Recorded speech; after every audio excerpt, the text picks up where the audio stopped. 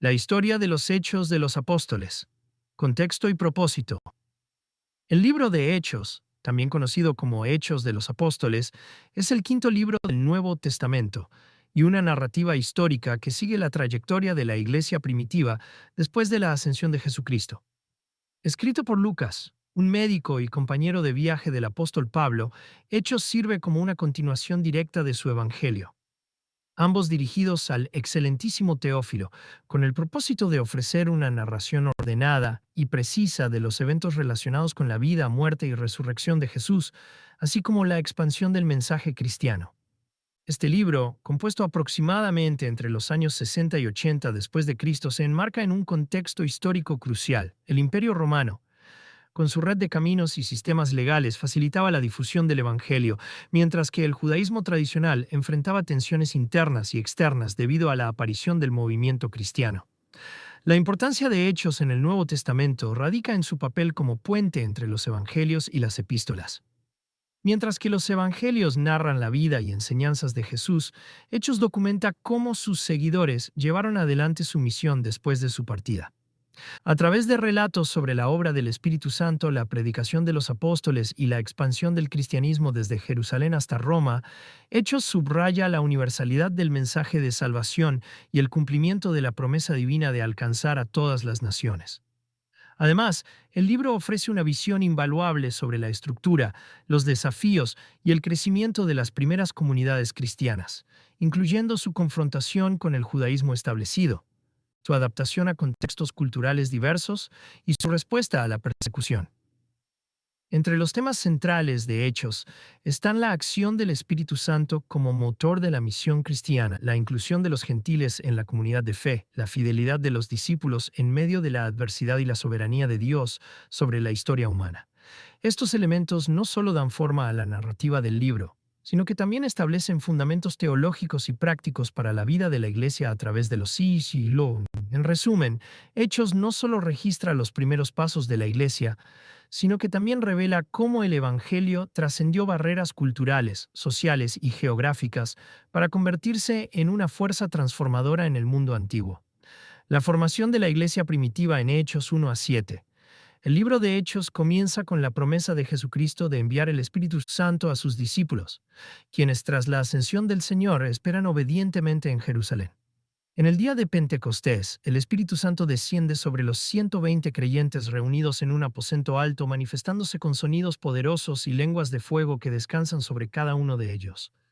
Este evento marca el nacimiento de la Iglesia cristiana y otorga a los apóstoles la capacidad de proclamar el Evangelio en lenguas comprendidas por los judíos de diversas regiones presentes en la ciudad para la celebración.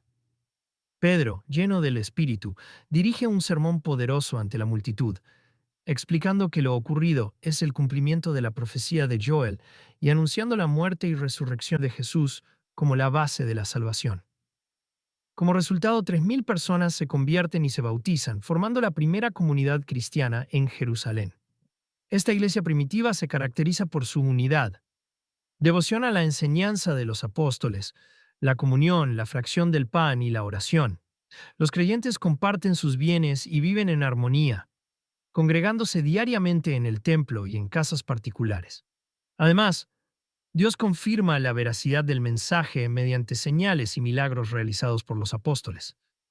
Sin embargo, esta nueva comunidad también enfrenta oposición. Pedro y Juan son arrestados por predicar la resurrección de Cristo y llevados ante el concilio judío, donde se les ordena dejar de enseñar en el nombre de Jesús. A pesar de las amenazas, los apóstoles afirman que no pueden dejar de hablar de lo que han visto y oído. La iglesia, lejos de amedrentarse, crece aún más, y los fieles oran por valentía para continuar proclamando el Evangelio. Su oración es contestada con un nuevo avivamiento del Espíritu Santo, fortaleciendo su testimonio ante los incrédulos. A medida que la iglesia se expande, surgen desafíos internos relacionados con la justicia y el cuidado de los necesitados. Los griegos que siguen a Cristo acusan a los hebreos de descuidar a sus viudas en la distribución de alimentos. Para resolver este problema, los apóstoles instituyen la figura de los 7 diáconos, encargados de administrar las ayudas materiales y permitir que los líderes se concentren en la predicación y la oración. Entre estos diáconos se encuentra Esteban, un hombre lleno de fe y de poder. cuyos milagros y discursos generan una fuerte reacción de los líderes judíos. Acusado de blasfemia, Esteban pronuncia un discurso ante el Sanedrín en el que repasa la historia de Israel, culminando con una denuncia de la resistencia de sus líderes al Espíritu Santo. Esta osadía le cuesta la vida, ya que es apedreado hasta morir, convirtiéndose en el primer mártir cristiano. Su martirio no detiene la expansión del Evangelio. Por el contrario, desencadena una gran persecución que dispersa a los creyentes por Judea y Samaria, llevando consigo la buena noticia a nuevas regiones. La expansión del Evangelio más allá de Jerusalén. Hechos 8 a 12. La muerte de Esteban y la subsiguiente persecución de los creyentes en Jerusalén marcan un punto de inflexión en la historia del cristianismo. Mientras los apóstoles permanecen en la ciudad, los demás creyentes se dispersan por Judea y Samaria, llevando consigo la buena noticia de salvación. Este movimiento forzado por la adversidad resulta en una expansión significativa del Evangelio, cumpliendo así la promesa de Jesucristo de que sus discípulos serían sus testigos en Jerusalén, en toda Judea, en Samaria y hasta los confines de la tierra. Hechos 1:8. Entre los nuevos misioneros destaca Felipe, uno de los 7 diáconos elegidos para servir a la iglesia en Jerusalén. En Samaria, Felipe predica con poder, realizando milagros que demuestran la veracidad de su mensaje y provocando una gran aceptación del Evangelio. Incluso Simón, un mago que había engañado a la gente con sus artimañas, se convierte y es bautizado, aunque más tarde intenta comprar el poder del Espíritu Santo, lo cual le acarrea una fuerte reprimenda de Pedro. Otro momento crucial en la expansión del Evangelio ocurre cuando un ángel instruye a Felipe a dirigirse hacia el sur, hacia el camino que va de Jerusalén a Gaza. Allí, Felipe encuentra a un eunuco etíope, un alto funcionario de la reina Candace, quien estaba leyendo el libro de Isaías. Al interpretar las escrituras para él y explicarle que el Mesías sufrió y murió por los pecados del mundo, Felipe logra que el eunuco crea en Jesús y sea bautizado. Este encuentro simboliza la apertura del Evangelio a los gentiles, incluso antes de que esta inclusión se establezca formalmente en el libro de Hechos. Luego de este evento, Felipe continúa predicando en varias ciudades costeras hasta llegar a Cesarea, donde más adelante se desarrollarán otros momentos trascendentales en la historia de la Iglesia. Mientras tanto, en otro frente se produce una transformación radical en la vida de Saulo de Tarso, un feroz perseguidor de los cristianos.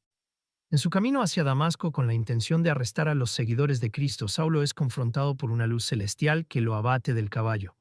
Una voz identificada como la de Jesús le pregunta: ¿por qué me persigues? Este encuentro sobrenatural no solo detiene su campaña de persecución, sino que lo convierte en el principal apóstol de los gentiles. Bautizado por Ananías en Damasco, Pablo comienza a predicar con fervor en las sinagogas, sorprendiendo a muchos que antes lo conocían como perseguidor. Aunque inicialmente encuentra resistencia de los judíos que buscan matarlo, es acogido por los discípulos en Jerusalén, donde comienza a colaborar con los apóstoles en la difusión del Evangelio. Sin embargo, su ministerio en la ciudad es breve, ya que nuevamente intentan matarlo, lo que lo lleva a retirarse a Tarso, su ciudad natal, donde permanece hasta ser reclutado por Bernabé para ayudar en la iglesia de Antioquía.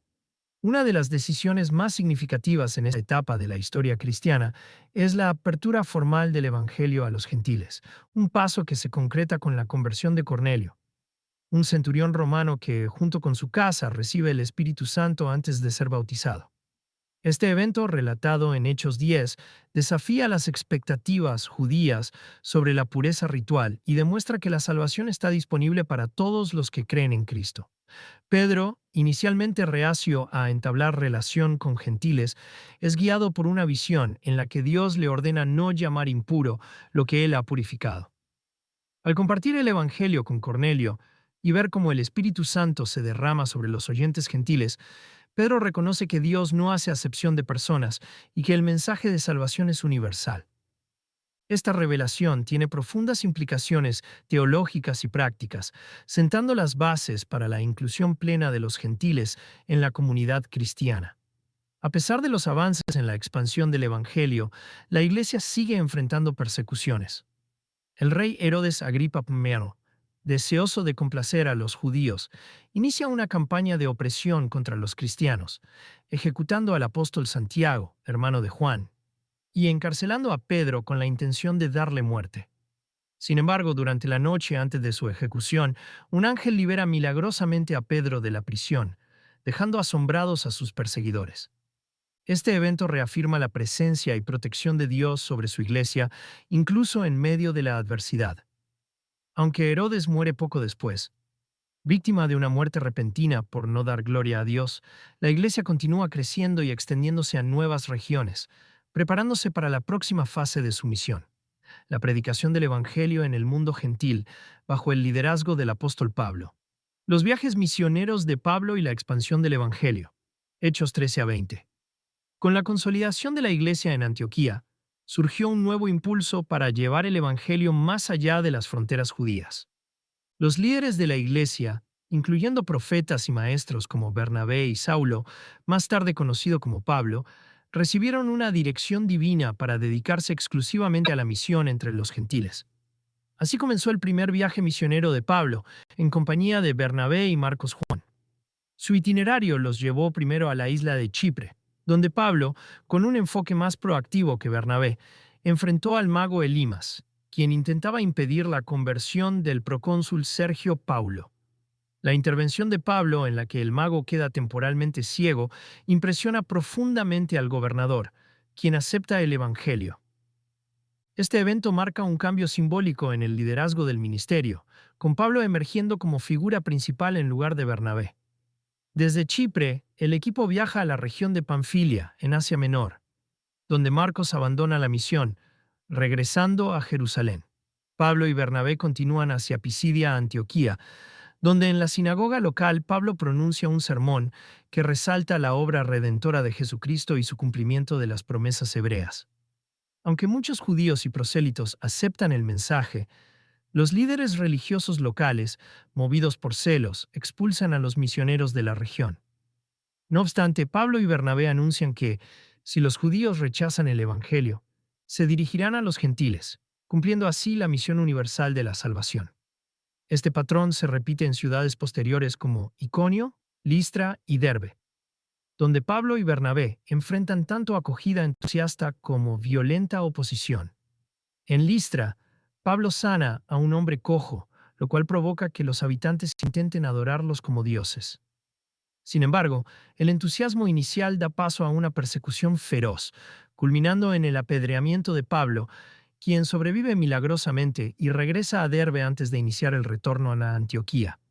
El segundo viaje misionero de Pablo, emprendido después de la resolución del conflicto con Bernabé sobre la participación de Marcos, lo lleva por tierras ya visitadas y hacia nuevas regiones. Junto a Silas, Pablo visita las iglesias de Galacia, reforzando su fe y estableciendo estructuras organizativas. Guiado por una visión nocturna de un hombre macedonio pidiendo ayuda, Pablo decide cruzar al continente europeo, marcando una expansión geográfica significativa del Evangelio. En Filipos, una ciudad romana de importancia estratégica, Pablo y Silas predicaron con éxito, convirtiendo a Lidia, una comerciante de púrpura, y a un carcelero que, tras un terremoto que abre las puertas de la prisión, acepta el Evangelio con su familia.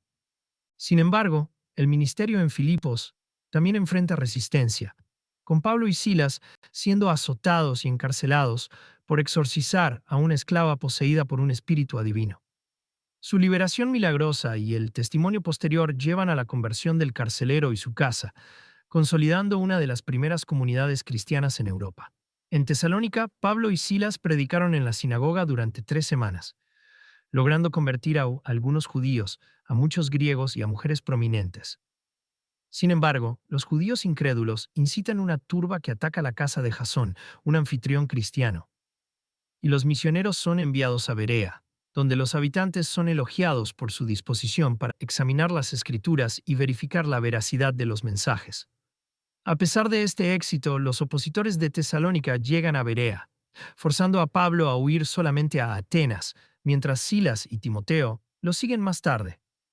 En Atenas, Pablo se dirige al Areópago, un centro de pensamiento filosófico griego, donde presenta el Evangelio de manera contextualizada, citando a poetas griegos y destacando la necesidad de arrepentimiento ante un Dios que juzgará al mundo mediante Jesucristo resucitado. Aunque algunos se burlan y otros expresan interés, Pablo establece una pequeña comunidad cristiana en la ciudad antes de dirigirse a Corinto. En Corinto, Pablo encuentra un ambiente más receptivo. Allí trabaja con Aquila y Priscila, una pareja de judíos cristianos, y se establece en la ciudad durante un año y medio, predicando con éxito. Aunque enfrenta oposición de los judíos, el Señor le asegura en una visión que no debe temer, ya que hay muchos en la ciudad que escucharán su mensaje. Durante su estancia, Pablo es llevado ante el procónsul romano Galión por acusaciones judías, pero éste se niega a involucrarse en asuntos religiosos, protegiendo así al apóstol de un juicio injusto. Tras su partida de Corinto, Pablo viaja brevemente a Éfeso, donde predica en la sinagoga antes de regresar a Antioquía, concluyendo su segundo viaje misionero. El tercer viaje misionero de Pablo se centra en Éfeso, una ciudad clave en Asia Menor.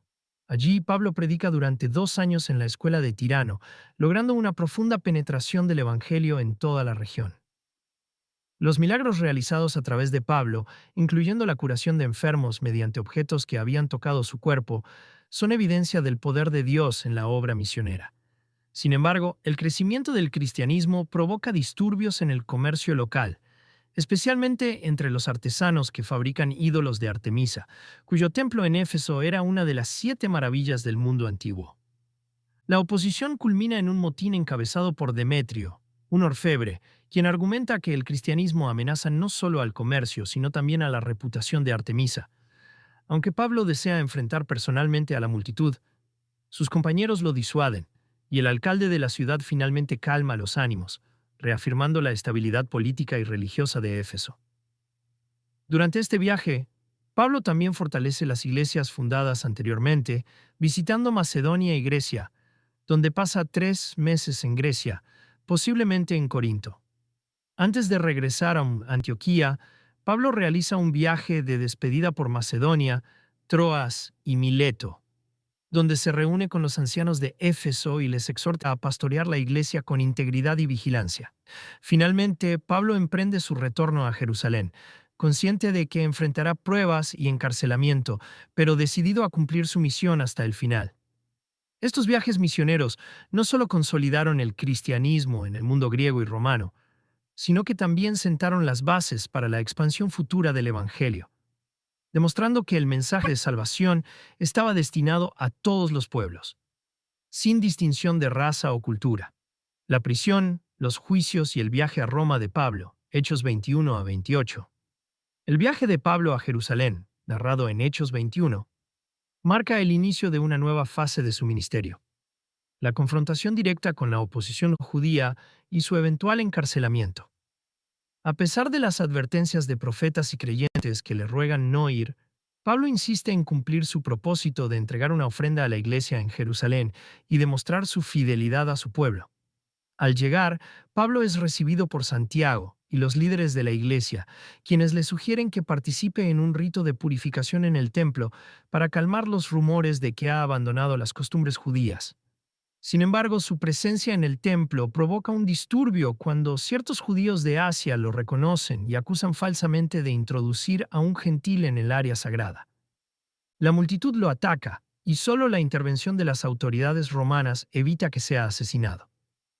Arrestado por los romanos, Pablo aprovecha la oportunidad para defender su fe ante el pueblo, relatando su conversión y su llamado a predicar a los gentiles.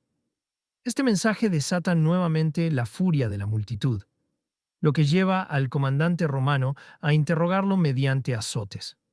Sin embargo, Pablo revela que es ciudadano romano, lo cual detiene inmediatamente el castigo y lo lleva a comparecer ante el Sanedrín. El juicio ante el Sanedrín revela las divisiones internas entre fariseos y saduceos, ya que Pablo explota la controversia sobre la resurrección para generar discordia entre ellos. Al día siguiente, un grupo de judíos conspira para matarlo, pero su sobrino descubre el plan y alerta a las autoridades romanas, quienes deciden enviar a Pablo bajo fuerte custodia a Cesarea, donde el gobernador Félix lo mantendrá en prisión por 2 años. Durante este tiempo, Pablo tiene oportunidad de presentar su defensa ante Félix y su esposa Drusila, discutiendo sobre justicia, temor a Dios y el juicio venidero. Aunque Félix lo mantiene encarcelado en un intento de obtener sobornos, su sucesor, Festo, reanuda el caso y considera enviar a Pablo a Jerusalén, donde sus enemigos planean matarlo en el camino. Ante esta amenaza, Pablo apela al emperador, invocando su derecho como ciudadano romano a ser juzgado directamente por César. Este recurso lo envía a Roma, donde el libro de Hechos culmina con su llegada y su ministerio en la capital del imperio. El viaje a Roma, narrado en Hechos 27, es uno de los relatos más dramáticos del Nuevo Testamento. Bajo custodia romana, Pablo es embarcado en una nave que transporta prisioneros y carga hacia Italia. Sin embargo, la travesía se ve afectada por tormentas y malas decisiones de los navegantes, lo que lleva a un naufragio en la isla de Malta. Durante la estadía en Malta, Pablo demuestra su fe en medio de la adversidad. Mientras recoge leña para encender una fogata, una víbora lo muerde, pero milagrosamente no sufre ningún daño, lo que impresiona profundamente a los habitantes de la isla. Durante su estancia, Pablo sana al padre de Publio, el gobernador de la isla, y luego a otras personas enfermas, lo que refuerza su autoridad como mensajero de Dios. Finalmente, después de 3 meses en Malta, Pablo y sus acompañantes continúan su viaje a Roma, donde es recibido por los creyentes de la ciudad y, aunque permanece bajo arresto domiciliario, tiene libertad para predicar y enseñar sin impedimento. El libro de Hechos concluye con Pablo proclamando el reino de Dios y enseñando sobre el Señor Jesucristo con toda libertad, sin que nadie lo prohíba. El ministerio de Pablo en Roma, aunque limitado por su encarcelamiento, tiene un impacto profundo en la comunidad cristiana de la capital del imperio. A pesar de que enfrenta resistencia tanto de judíos como de gentiles, Pablo no cesa en su labor de explicar las Escrituras y proclamar que la salvación de Dios ha sido enviada a los gentiles, quienes la aceptarán. Este mensaje final del libro de Hechos subraya una de sus ideas centrales, que el Evangelio, desde sus inicios en Jerusalén, ha seguido un camino inevitable hacia el mundo gentil, cumpliendo así la promesa de Dios de salvar a todas las naciones. La presencia de Pablo en Roma, la ciudad más poderosa del mundo conocido en ese momento, simboliza la llegada del cristianismo al corazón mismo del Imperio Romano, sentando las bases para su expansión futura. Temas y mensajes teológicos centrales en Hechos. El libro de Hechos no solo registra los primeros pasos de la Iglesia cristiana, sino que también transmite una serie de temas y mensajes teológicos fundamentales que moldean la identidad y la misión de la comunidad de fe. Uno de los aspectos más prominentes es la acción del Espíritu Santo como el motor dinámico que impulsa la expansión del Evangelio. Desde el día de Pentecostés hasta el ministerio de Pablo en Roma, el Espíritu Santo es retratado como el poder divino que capacita a los creyentes para cumplir la gran comisión. La unción del Espíritu no solo otorga dones espirituales, sino que también rompe barreras tradicionales, permitiendo que el mensaje de salvación alcance a judíos, samaritanos, etíopes, griegos y romanos. La narrativa de Hechos enfatiza que la obra del Espíritu no está limitada por las expectativas humanas, sino que opera según el propósito soberano de Dios, llevando el Evangelio a todos los pueblos y naciones.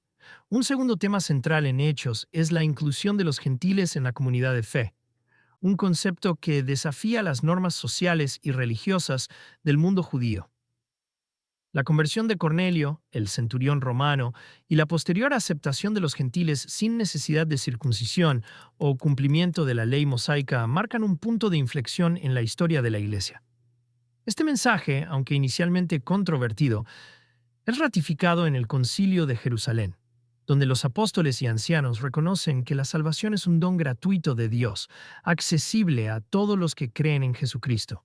La inclusión de los gentiles no solo amplía la base de la Iglesia, sino que también establece un modelo de unidad en la diversidad, donde judíos y gentiles son reconciliados en un solo cuerpo mediante la muerte y resurrección de Cristo. La fidelidad de los discípulos en medio de la persecución es otro mensaje teológico crucial en Hechos. Desde la muerte de Esteban hasta el encarcelamiento de Pablo, los creyentes enfrentan oposición constante, tanto de líderes religiosos como de autoridades políticas. Sin embargo, en lugar de amedrentarse, los discípulos responden con valentía y perseverancia, confiando en la promesa de Cristo de estar con ellos hasta el fin del mundo.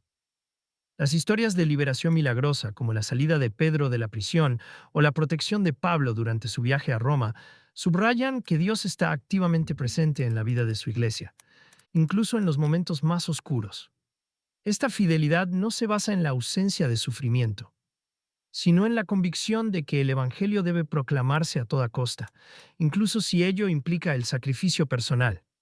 Finalmente, Hechos presenta una visión de la soberanía de Dios sobre la historia humana. A pesar de las conspiraciones de los enemigos del Evangelio, la oposición de las autoridades religiosas y las dificultades de los creyentes, Dios continúa llevando a cabo su propósito de salvación. Los eventos narrados en Hechos no son meras coincidencias, sino parte de un plan divino que incluye tanto la resistencia como la aceptación del mensaje cristiano. Desde la dispersión de los creyentes tras la muerte de Esteban hasta el viaje de Pablo a Roma, cada circunstancia, por adversa que parezca, contribuye al avance del reino de Dios. Esta visión teológica reafirma que nada puede detener la obra redentora de Dios y que incluso las acciones humanas, por hostiles que sean, son utilizadas por Él para cumplir su voluntad. Estos temas y mensajes teológicos no solo dan forma a la narrativa de Hechos, sino que también establecen una base sólida para la identidad y la misión de la Iglesia a través de los siglos. El libro no solo registra los primeros pasos del cristianismo, sino que también ofrece un modelo de cómo la Iglesia debe operar en medio de un mundo que a menudo se opone a su mensaje. Con la guía del Espíritu Santo, la inclusión de todos los pueblos, la fidelidad en la adversidad y la confianza en la soberanía de Dios, el impacto de Hechos en la formación de la Iglesia primitiva y el desarrollo del cristianismo. El libro de Hechos no solo narra los primeros años de la Iglesia, sino que también establece un marco teológico y práctico que influyó profundamente en la formación de la comunidad cristiana primitiva. A través de la obra del Espíritu Santo, la predicación de los apóstoles y la expansión del Evangelio más allá de las fronteras judías, Hechos presenta una visión clara de la misión universal del cristianismo. Esta visión se concretó en la conversión de gentiles, la fundación de iglesias en importantes centros urbanos del Imperio Romano y la integración de creyentes de diferentes culturas y tradiciones. La narrativa de Hechos muestra cómo la iglesia primitiva, a pesar de sus desafíos internos y externos, fue capaz de mantenerse unida en torno al mensaje de salvación en Cristo, sentando las bases para el desarrollo del cristianismo como una religión global. Uno de los aspectos más significativos del impacto de Hechos es su énfasis en la autoridad apostólica y la continuidad entre el ministerio de Jesús y el de sus seguidores. A través de la obra de Pedro, Pablo y otros líderes, el libro demuestra que la Iglesia no surgió como un movimiento independiente, sino como una extensión directa del mandato de Cristo. La presencia del Espíritu Santo en la vida de los creyentes validaba su mensaje y les otorgaba la capacidad de realizar milagros, enseñar con autoridad y superar la oposición. Esta experiencia pentecostal no solo marcó el nacimiento de la Iglesia, sino que también estableció un modelo de liderazgo espiritual que perduraría a través de los siglos. Además, Hechos jugó un papel crucial en la definición de la identidad de la Iglesia en relación con el judaísmo. Aunque los primeros cristianos eran judíos que mantenían muchas de sus tradiciones, el libro documenta el proceso gradual de diferenciación entre el judaísmo rabínico y el cristianismo como una religión independiente. La apertura a los gentiles, sin la exigencia de la circuncisión ni el cumplimiento de la ley mosaica, representó un cambio radical que no solo expandió la base del cristianismo, sino que también lo distinguió claramente del judaísmo tradicional. Esta transformación, aunque generó tensiones en los primeros años, fue esencial para el crecimiento y la difusión del Evangelio en el mundo greco-romano. El impacto de Hechos también se refleja en la forma en que la Iglesia primitiva abordó las dificultades internas y externas.